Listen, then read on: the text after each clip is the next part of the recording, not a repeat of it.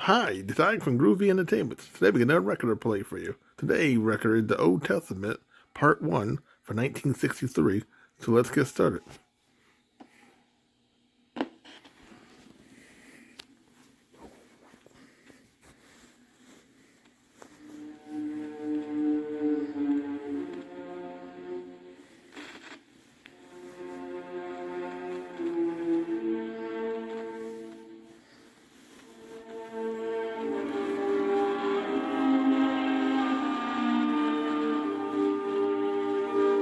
In the beginning, God created the heaven and the earth, but darkness covered the abyss. So God ordered, "Let there be light." And the shadows fled away, and the light sprang out. For 5 days God continued his work. He gathered together the waters of the earth and called them seas. He set the sun and the moon and the multitude of the stars shining in the skies. He created living things on the earth and in the waters and in the air. And on the 6th day, he said, "Let us make man in our image. He will rule over everything that swims or creeps or flies or walks." And God, who were called Adam and Eve. When the 7th day came, God rested. And this day was henceforward devoted to prayer and rest. After having placed Adam and Eve in a marvelous garden, in the middle of which stood the tree of life and the tree of the knowledge of good and evil, God gave them this warning: "You may eat the fruit of all the trees in this garden, except that of the tree of the knowledge of good and evil. The day you eat of the fruit of that tree, you will die." Now the serpent was the most cunning of the animals that God had created, and he tempted Eve with these words: "If you eat this fruit, you will not die. On the contrary, you will be able to distinguish good from evil, and you will become the equals of God." So Eve ate the forbidden fruit and made Adam taste it. Then the voice of God was heard: "You have disobeyed me. You will be driven out of this garden, and you will earn your bread in the sweat of your face till you return to earth. For I took you out of the earth, and to the earth you will return."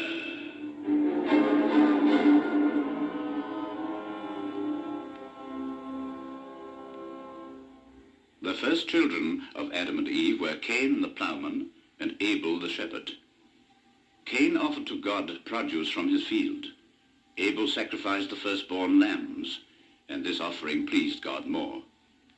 So, jealous of his brother, Cain attacked Abel and killed him.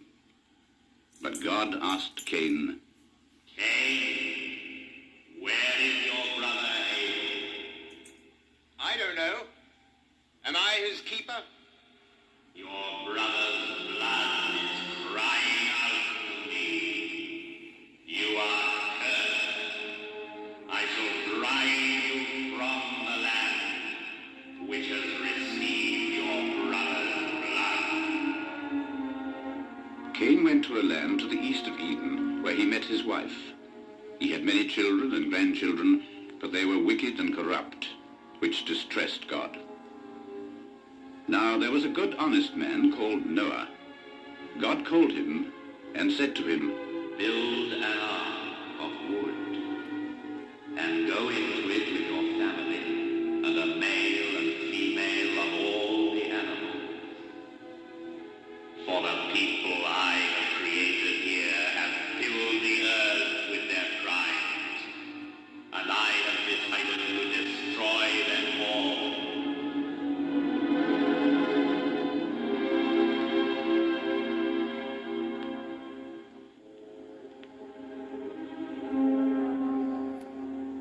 When the ark was ready, God sent a flood which covered even the highest mountains. It rained for 40 days and 40 nights, and the ark floated for many months until the waters went down, and the ark came to rest on Mount Ararat. When Noah came out onto dry ground with his family, God blessed him and said, I shall never send the flood to lay the earth waste again. But whoever sheds the blood of man will have his blood shed by man. I am going to set up an alliance with you and your children and your children's children forever. And this is the sign of our alliance. Looking up, Noah and his family saw a huge rainbow thrown like a bridge between the earth and the sky. Noah's sons and their descendants after them all spoke the same language. One day they came together in a plain in the country of Sinai and said, Let's build a tower. In the town we shall build a tower which will reach right up into the heavens. To punish them for their pride, God spread confusion in their language, and it was for that reason that men no longer spoke the same language and scattered over the whole face of the earth.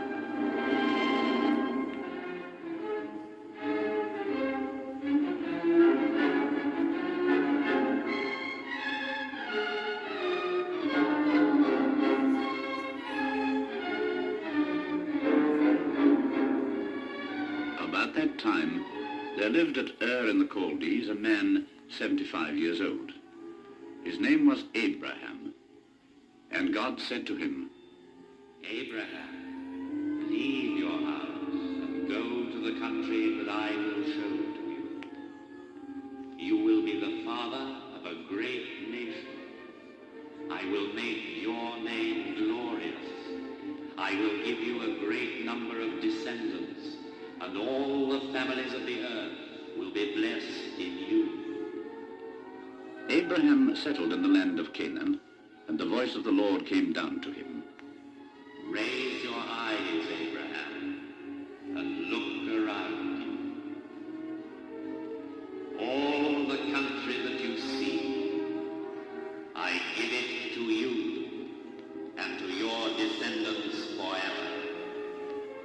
Abraham thanked the Lord and went to the plain of Mamre in Hebron, where he raised an altar to the glory of God. Later, Abraham had a son whom he called Isaac. He loved him very dearly, but one day God wanted to test Abraham's faith and said to him, Abraham, take your son, Isaac, into the land of Moriah and offer him up as a burnt sacrifice on a mountain I will tell you of. After 3 days' journey, Abraham and Isaac reached the mountain. Abraham made an altar, put Isaac on it, and was just about to kill him when the voice of the angel of the Lord came from the skies, saying, Do not touch your son, for I know now that you fear God. Raising his eyes to thank the Lord, Abraham caught sight of a ram whose horns had got caught in a thicket. So he took the ram and offered it as a burnt sacrifice in place of his son.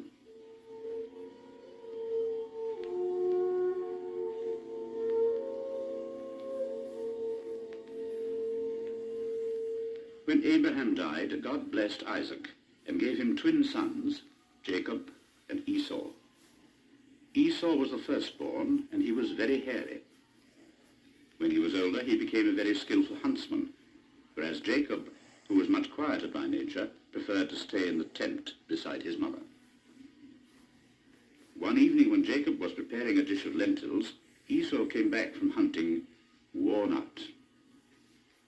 He said to Jacob, I am exhausted and hungry. Give me the lentils. I will give them to you if you will give me your birthright. If I don't eat, I shall die. Of what use to me is my birthright? Swear the oath that I demand. Esau swore, and that was how he exchanged his birthright for a dish of lentils. Isaac had become very old and almost blind. He wanted to bless Esau before dying, but Rebekah, his wife, wanted him to bless Jacob, whom she loved more. She made Jacob wear a goat skin, so that Isaac would take him for his brother and give him his blessing. When Esau found out the trick that had been played, he went into a violent rage and decided to kill Jacob as soon as their father had died. So Jacob fled to Haran, where an uncle of his mother's lived. On his way, he had to go through a very deserted place, and he lay down there to sleep. In a dream, he saw a ladder stretching from the earth to heaven, and angels were walking up and down this ladder. At the top, there stood the Almighty, and he said, I am the Lord, the God of Abraham and of your father Isaac. The ground on which you are lying, I give to you and to your descendants. I am with you. I will watch over you wherever you may go, and I will bring you back to this country. When Jacob woke up, he was very frightened and said to himself, This place is certainly the door to God's house. If the Lord watches over me on my journey, I will raise an altar to him on this very spot. After a long journey, Jacob came to the land of Haran, where he married Rachel. Many years later, he took his wife and his children to the land where he had been born. One night, when he'd strayed a little from the caravan, a stranger forced him to fight with him. The struggle lasted until dawn. When the stranger realized he could not overcome him, he put Jacob's hip out of joint and said to him, Let me go. For dawn is breaking. I will not let you go, for you have not blessed me. Your name is Jacob. From now on you will be called Israel, which means strength of God. For you have struggled with God and men, and you have won. He blessed him. And Jacob said to himself, I have seen God face to face, and I am still alive.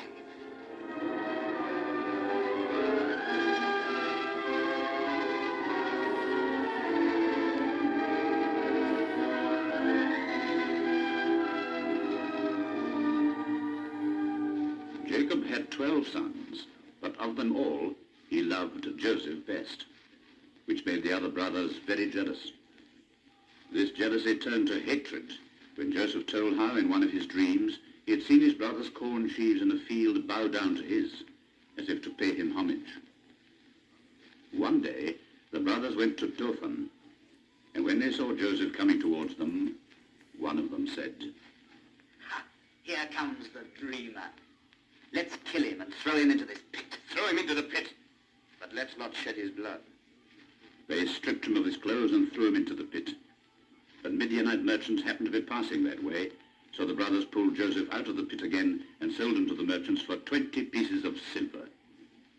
Joseph was taken to Egypt, and after a while earned the favor of Pharaoh by explaining to him the meaning of some dreams which had been troubling him. First of all, I saw 7 fat cows which were eaten by 7 thin cows. Then I saw 7 fat grains of wheat swallowed up by 7 thin grains of wheat, scorched by the wind. Can you explain these dreams to me? Your dreams mean that there will be 7 years of plenty in the land of Egypt, followed by 7 years of famine. All the produce of the good years should be stored, so that during the 7 bad years the people shall not suffer famine. Joseph's wisdom amazed Pharaoh, and he made him prime minister. However, when the 7 years of plenty had passed by, famine reigned everywhere, and people came from all the neighboring countries to seek corn in Egypt. One day, Joseph's brothers arrived, wishing to buy corn.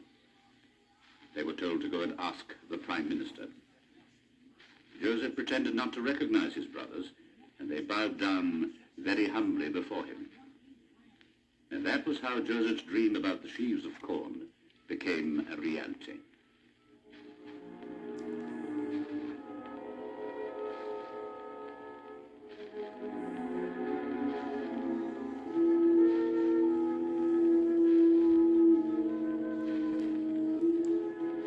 Joseph's children, his brothers' children, and their descendants lived in Egypt, and they became so numerous that they began nearly to fill the entire country. The new Pharaoh, who had not known Joseph, kept them all in slavery, and fearing that their numbers might grow even further, he ordered, "Let every male child born to the Hebrews be put to the sword!" a woman descended from Levi had a 3-month-old son. Wanting to save him from being killed, she put him in a little basket made from bulrushes, and then hid the baby amongst the reeds at the edge of the River Nile. Pharaoh's daughter found the baby and she adopted him, giving him the name of Moses, which means saved from the waters.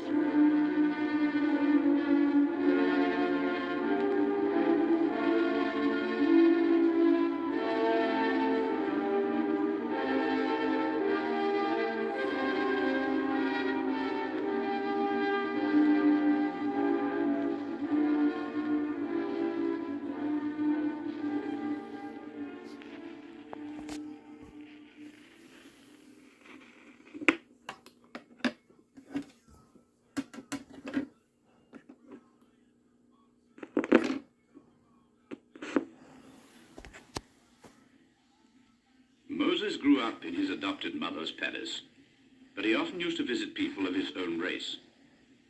One day he killed an Egyptian that he found ill-treating a Hebrew slave. On another occasion he came across 2 Hebrews quarreling. He said to the one who was in the wrong, Why are you hitting your friend? Who set you up as judge over us? Are you going to kill me as you killed the Egyptian? Moses was frightened by these words, for they showed that what he had done was common knowledge. And fearing Pharaoh's anger, he fled into the country of Midian.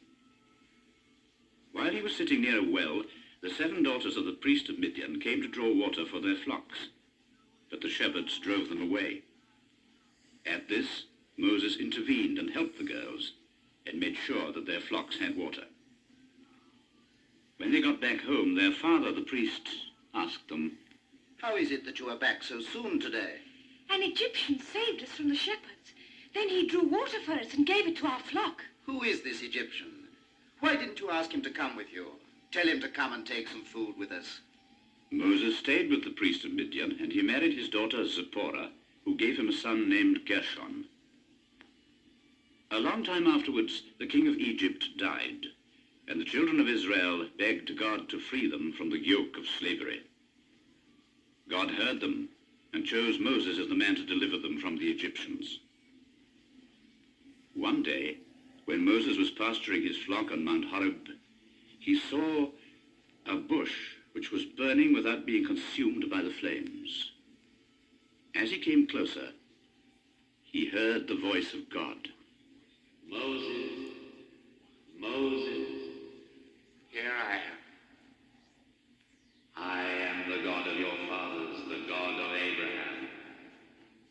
I have seen the distress of my people, oppressed as they are by the Egyptians, and I have come down to deliver them. Go to the house of Pharaoh, take the children of Israel out of the land of Egypt, and lead them into Canaan, a land flowing with milk and honey. I will go to my brothers. But if they ask me who has sent me, what shall I say? I am that I am. Say to them, the God of your fathers has sent me to you. Accompanied by his brother Aaron, Moses went to Pharaoh and said to him, In the name of the God of Israel, let our people go out of the land of Egypt. "I do not know your God, and I will not let Israel go." And so, upon the orders of the Almighty, Moses struck Egypt with 10 plagues. With his rod he touched the waters of the Nile, and straightway they were turned into blood. The fishes all died, and the Egyptians began to go thirsty, for they dared not drink the poisoned water. That was the first plague. Then frogs covered the whole of the land of Egypt. They crawled and slithered everywhere, as far as Pharaoh's bed itself. That was the second plague. Then the dust of the earth transformed itself into fierce winged insects whose stings pierced deep into the skin of men and beasts. That was the third plague. Then there came swarms of flies which ravaged the countryside. That was the fourth plague. Then a foul pestilence overcame all the men of Egypt and their camels. That was the fifth plague. Then the men and the animals were covered with hideous sores which made them sick and unable to move. That was the sixth plague. Then fire and hailstones struck the trees and plants of Egypt. That was the seventh plague. Then a swarm of locusts overran the land, devouring everything that had been spared by the fire and hailstones. That was the eighth plague. Then for 3 days, the whole country was covered in pitch darkness. The darkness was so thick that it could be touched with a hand, and all were in fear and trembling. That was the ninth plague. Then came the 10th plague. This was the most terrible of all, for every firstborn child amongst the Egyptians, from the children of the servants to the son of Pharaoh himself, died, and the wailing and lamentation that followed was the greatest that had ever been heard. Stricken with fear, Pharaoh freed the children of Israel. They numbered 600,000, and Moses led them away.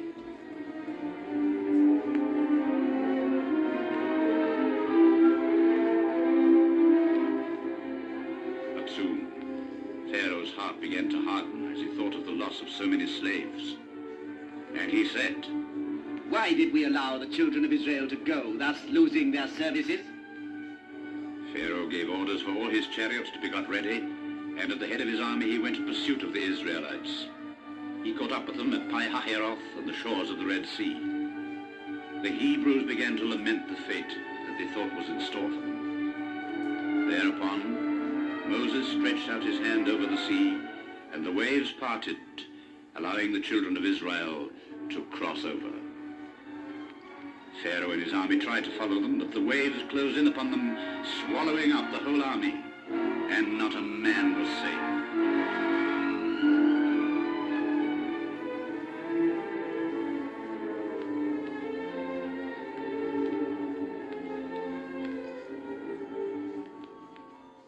For 40 years, the children of Israel strayed in the desert, feeding on the manna that God had sent down to them from heaven.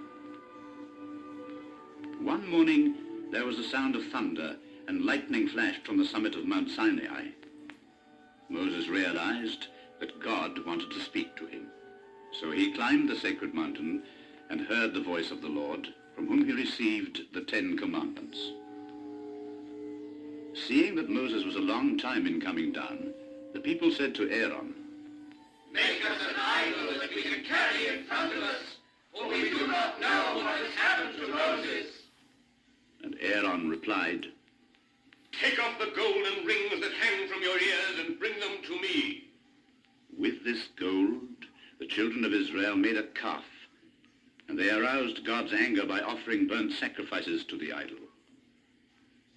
When Moses came down from the mountain, he found the people dancing round the golden calf. Moses smashed the calf, and 3,000 of the idol worshippers were slain. Having thus appeased his anger, Moses constructed the Ark of the Covenant, and the tables of the law were put into it. The Hebrews began their journey to the land of Canaan again. And one day, when they were short of water, God ordered, Moses, strike the rock with your rod, and water will spring forth from it. Moses hesitated. So God said to him, To punish you for your lack of faith, you will see the promised land, but you will never enter into it. people of Israel reached the banks of the Jordan. For a long time, Moses gazed at the land of Canaan, but as he was never to be allowed to enter into it, he went up into the mountain and died soon afterwards.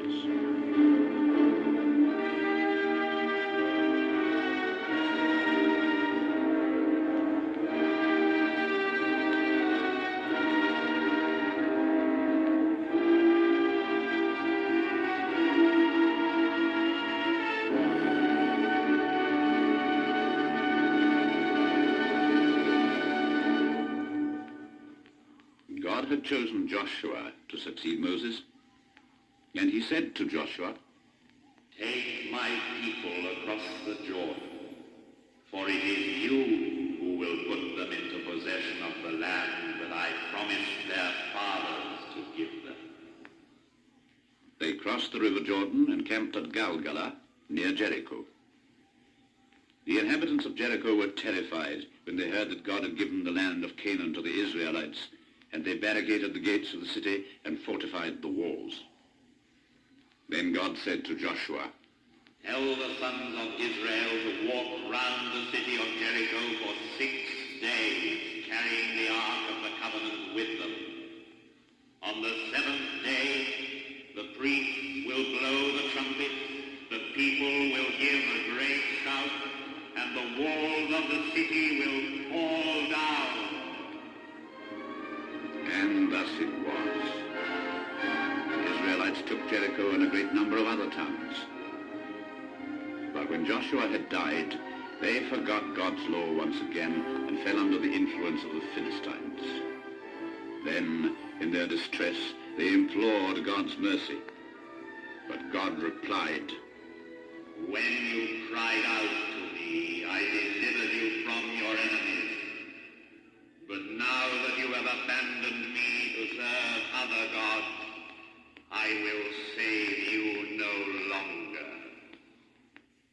Then the Lord abandoned them, and for 40 years the Israelites labored under the yoke of the Philistines. Then the angel of the Lord appeared to the wife of Manoah, and said to her, You will conceive a son.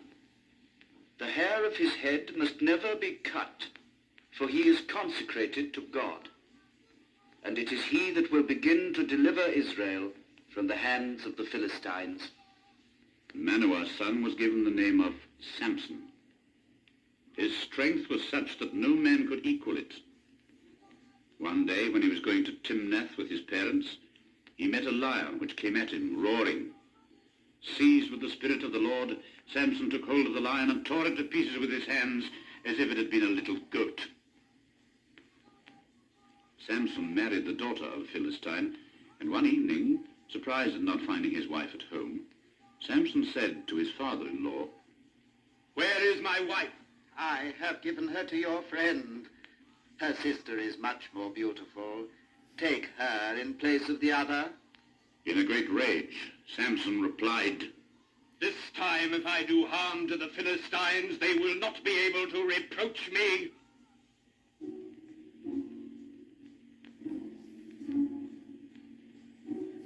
He caught 300 foxes, tied them in pairs by their tails, fixed burning torches between them all, and loosed them in the fields of the Philistines. Thus all their corn was burnt.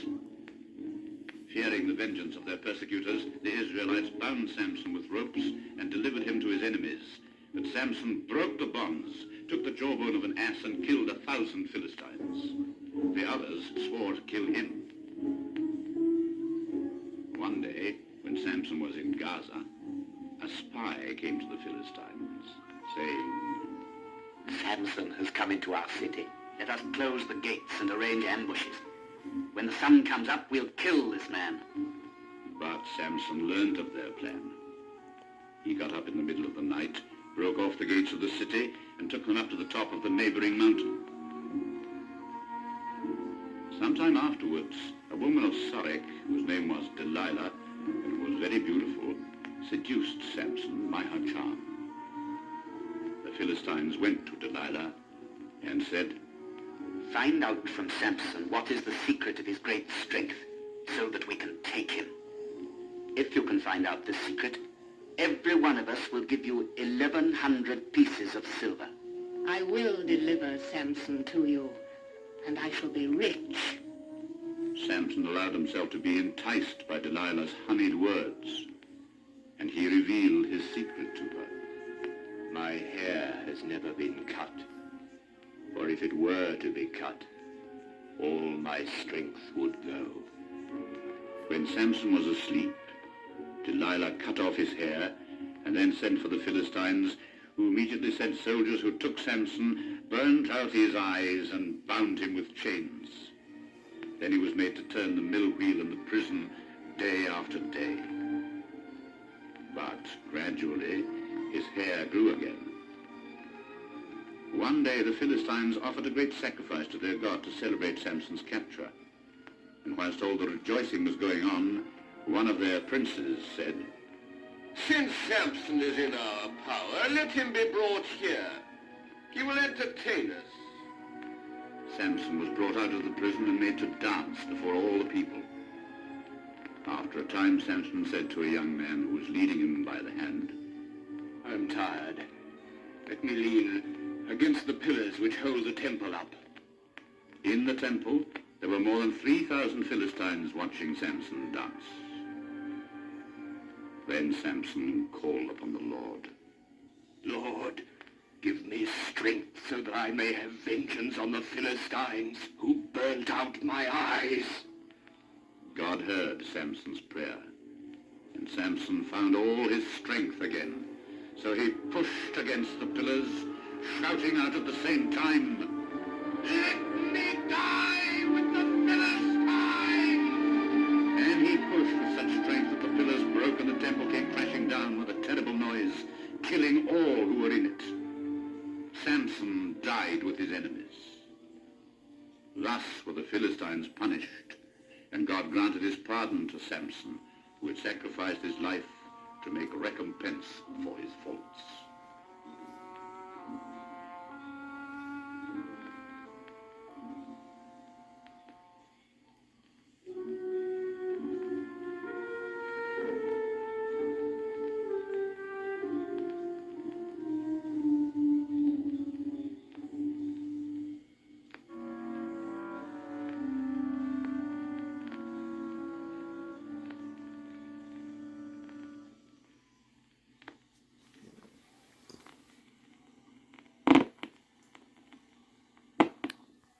So that was the Old Testament Part 1 for 1963. So if you like, subscribe, share, and comment, have a groovy day with another video coming out real soon.